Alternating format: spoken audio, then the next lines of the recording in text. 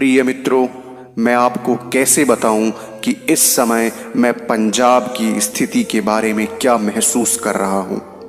मेरा हृदय दुख से भरा हुआ है, यद्यपि मेरी जबान मूक है।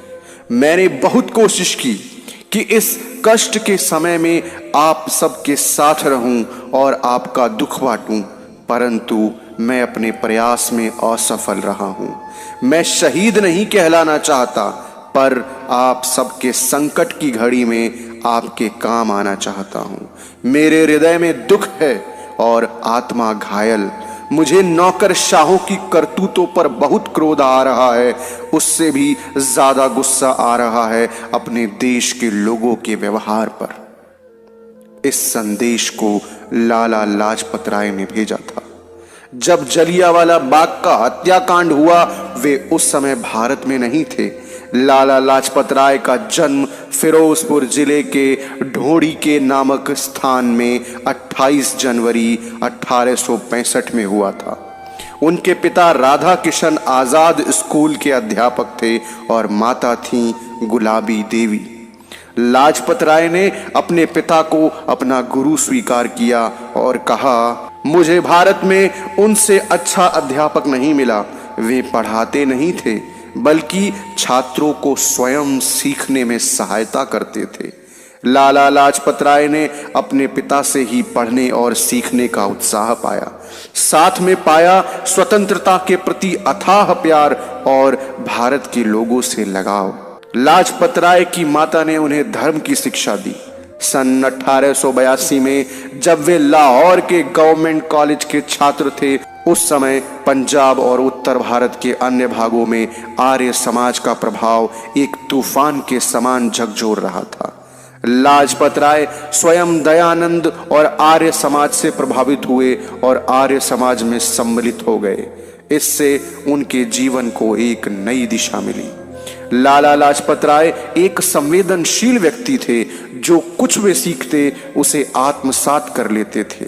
संवेदनशीलता और स्वतंत्र विचार की आदत के कारण वे भारतीय देशभक्तों की जीवन कथाओं में रुचि रखने लगे। सन 1885 में भारतीय राष्ट्रीय कांग्रेस की स्थापना हुई। स्थापना के 3 वर्ष बाद लाजपत राय इसमें सम्मिलित हुए। उस समय उनकी अवस्था 23 वर्ष की थी। भारतीयों को अपने विचार प्रकट करने का वह एक अच्छा मंच था। लाला लाजपत राय ने कांग्रेस का ध्यान जनता की मूल समस्याओं, गरीबी और निरक्षरता की ओर आकर्षित किया। लाला लाजपत राय की आस्था एवं विश्वास के कारण उन्हें पंजाब केसरी तथा शेरे पंजाब की उपाधि दी गई। जिस समय ब्रिटिश सरकार की शक्ति अपनी चरम सीमा पर थी, उस समय लाला लाजपत राय द्वारा सरकार का खुला विरोध करना बहुत साहस की बात थी। लाजपत राय की राष्ट्रीयता की भावना दिनों दिन प्रचंड होती जा रही थी। इसी समय वे बाल गंगाधर तिलक के संपर्क में आए। तिलक ने घोषणा की, स्वराज मेरा जन्मसिद्ध अधिकार है और मैं इसे लेकर रहूंगा। लाजपत राय तिलक की इस बात से पूर्णतः सहमत थे। लाला लाजपत राय स्वदेशी और बहिष्कार आंदोलन का प्रचार पूरे देश में करना चाहते थे, जिससे ब्रिटिश अर्थव्यवस्था पर बुरा प्रभाव पड़े। इस तरह ब्रिटिश सरकार को जबरदस्ती हमारी स्वतंत्रता की मांग को सुनना पड़ेगा। ब्रिटिश सरकार की निर्भय आलोचना, अपने दृढ़ विश्वास और जनता पर काबू होने के कारण लाला लाजपत राय पर कई बार राजद्रोह का आरोप लगाया गया। ब्रिटिश सरकार ने इन्हें कई बार अपने रास्ते से हटाने की कोशिश भी की तथा मई 1907 में लाला जी को गिरफ्तार करके कैद में डाल दिया। राजनीतिक क्षेत्र उन्हें कट्टर देशभक्त, कांग्रेस का सबसे प्रिय और योग्य प्रवक्ता मानते थे। उन्होंने कई बार भारत का नेतृत्व विदेशों में भी किया। भारत के लिए समर्थन पाने की आशा में उन्होंने इंग्लैंड और यूरोप का कई बार दौरा भी किया। 8 नवंबर 1927 को ब्रिटिश प्रधानमंत्री ने भारत के भविष्य पर रिपोर्ट देने के लिए एक आयोग नियुक्त किया। इसमें 7 ब्रिटिश सदस्य थे, जिनका अध्यक्ष सर जॉन साइमन था, लेकिन इस आयोग में भारतीय प्रतिनिधि नहीं थे। यह बात भारतीय राजनीतिज्ञों को बहुत बुरी लगी। जब वे सदस्य भारत आए तब लोगों ने इसका विरोध किया और काले झंडे दिखाए। साइमन कमीशन के सदस्य भारत में जहां भी कहीं गए, सब जगह पर उनका व्यापक विरोध शुरू हो गया। लोगों ने साइमन वापस जाओ के नारे लगाए। आयोग के सदस्य 30 अक्टूबर 1928 को जब लाहौर पहुंचने वाले थे, वहां इनका विरोध कर रहे लोगों का नेतृत्व शांतिपूर्ण ढंग से लाला लाजपत राय कर रहे थे। जैसे ही आयोग रेलवे स्टेशन पर पहुंचा, शांतिपूर्ण जुलूस पर क्रूरता से लाठियां बरसाई गई। लाजपत राय उनके विशेष निशाने पर थे। उन पर भी लाठियों की खूब बौछार हुई। लाठियां खाते हुए भी लाला लाजपत राय ने अपने वक्तव्य द्वारा लोगों को नियंत्रित रखा।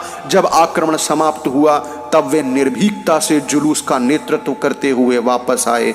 सायंकाल की एक सभा में शेरे पंजाब फिर गरजा। प्रत्येक प्रहार जो उन्होंने हम पर किए हैं, वह उनके साम्राज्य के पतन के ताबूत में एक और कील है। घायल होने के बावजूद भी पंजाब के शेर के पास भारत की स्वाधीनता के लिए संघर्ष करने की असीम शक्ति थी। लाठीचार्ज में आई गंभीर चोटों के कारण वे बीमार रहने लगे। 16 नवंबर सन 1928 को रात में उनका स्वास्थ्य अत्यधिक बिगड़ गया। अनेक प्रयत्नों के बावजूद भी उन्हें बचाया ना जा सका और प्रातःकाल उनका निधन हो गया। लाला लाजपत राय राजनैतिक मंच के अलावा सामाजिक गतिविधियों में सतत प्रयत्नशील रहे। सामाजिक सुधार के कार्यक्रमों एवं शिक्षा का प्रचार करने के लिए उन्होंने दूर दूर तक भ्रमण किया। लाला लाजपत राय ने अति वंचित एवं पिछड़े लोगों के लिए, जिन्हें शिक्षा का लाभ नहीं मिल पाता था, एक शिक्षण संस्था की स्थापना की। इसके पश्चात इस तरह की कई संस्थाएं खोली गई और उनका अस्तित्व बनाए रखने के लिए उन्होंने अपनी बचत से 40,000 रुपया दान किया। लाला लाजपत राय हृदय से शिक्षा शास्त्री थे। उनका विश्वास था कि जनता के उत्थान के लिए शिक्षा अनिवार्य है। वे बच्चों के शारीरिक विकास पर बहुत जोर देते थे। इसमें बच्चों के लिए पौष्टिक आहार भी शामिल था। उनकी इच्छा थी कि स्कूल के बच्चों को राष्ट्रीयता और देशभक्ति भी अन्य विषयों की तरह पढ़ाई जाए, जिससे बच्चे अपने देश पर गर्व करना सीखें। पत्रिका यंग इंडिया के अनुसार लाला लाजपत राय की महिलाओं की समस्या को देखने का दृष्टिकोण अपने समय से बहुत आगे एवं प्रगतिशील था। वे चाहते थे कि भारतीय महिला अपनी सलज्जता, मर्यादा और परिवार के प्रति अपने कर्तव्य की भावना कायम रखे। वे यह भी चाहते थे कि महिलाएं अपने अधिकारों को मांगना सीखें। उनका सुझाव था कि बालिकाओं को भी उनके शारीरिक एवं मानसिक विकास का अवसर दिया जाए। सन 1896 में जब उत्तर भारत में भीषण अकाल था, लोग भूख से मर रहे थे, तब ब्रिटिश सरकार के राहत कार्य पर्याप्त नहीं महसूस कर भारतीय नेताओं ने राहत कार्य अपने हाथों में ले लिया, जिसमें लाला लाजपत राय सबसे आगे थे। इस प्रकार पंजाब में भूकंप पीड़ितों को राहत पहुंचाने और उनकी सहायता करने में आप सबसे अग्रणी रहे। लाला लाजपत राय ने अपने राहत कार्य के दौरान सर्वेंट्स ऑफ पीपल्स सोसाइटी की स्थापना भी की थी। इसके सदस्य भारतीय देशभक्त थे, जिनका ध्येय ज्यादा से ज्यादा समय राष्ट्र की सेवा में व्यतीत करना था। लाला लाजपत राय ने कई पुस्तकें भी लिखी, जैसे अ हिस्ट्री ऑफ इंडिया, महाराज अशोक, वैदिक ट्रैक्ट, अनहैप्पी इंडिया। उन्होंने कई पत्रिकाओं की स्थापना और संपादन भी किया, जैसे Punjabi, young India, the people और दैनिक वंदे भारत और दैनिक वंदे मातरम। मोहम्मद अली जिन्ना ने लाला लाजपत राय के लिए कहा था, वह भारत माता के महान पुत्रों में से एक हैं।